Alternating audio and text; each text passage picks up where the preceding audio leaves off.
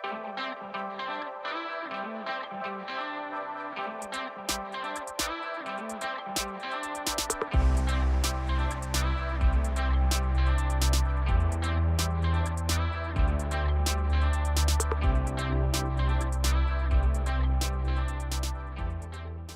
fabriquons des contrepoids pour l'industrie de la manutention et des travaux publics.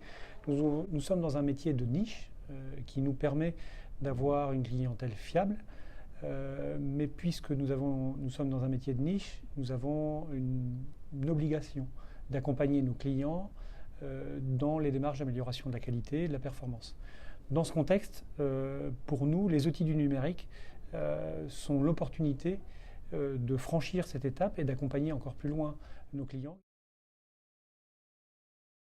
Le projet Réalité Augmentée est un projet bien sûr du numérique. C'était la volonté de moderniser, mais c'était aussi en faire un outil de cohésion sociale et aussi pour nous le moyen de changer un petit peu la transformation de l'entreprise et se projeter dans cette entreprise du futur en mettant nos collaborateurs au cœur de nos nouveaux projets. Là, actuellement, on met à peu près 10 minutes pour contrôler une pièce.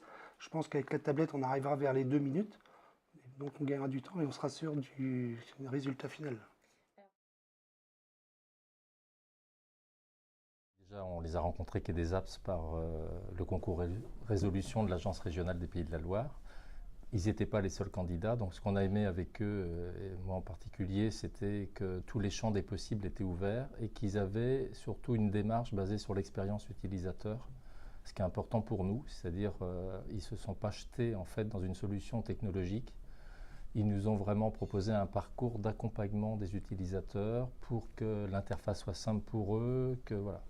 Et donc cette démarche m'a plu, donc après le partenariat s'est construit naturellement. On les considère vraiment comme des membres à part entière de l'équipe. Donc en fait, c'est une relation qui se fait naturellement. C'est vrai que quand ils sont là, j'ai l'impression qu'ils font partie de la DSI du groupe Bouillet.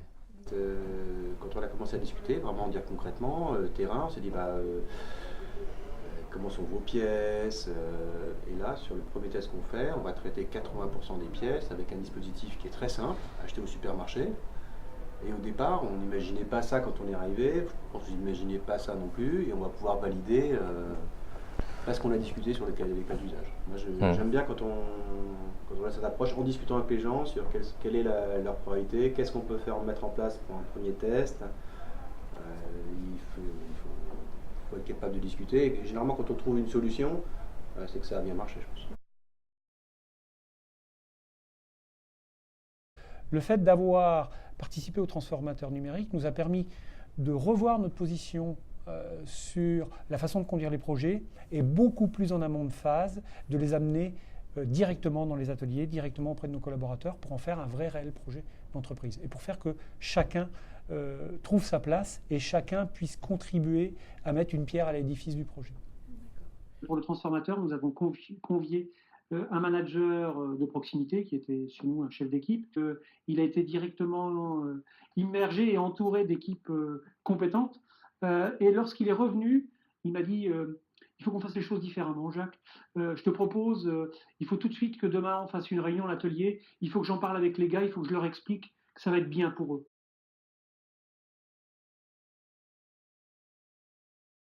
La réalité augmentée, on en entend parler partout, quoi. Ça devient dans toutes les entreprises une priorité pour améliorer le travail et les conditions. Le fait de valoriser le métier par du numérique sera beaucoup plus attractif, sera beaucoup plus compréhensible, étant donné qu'on a du personnel étranger.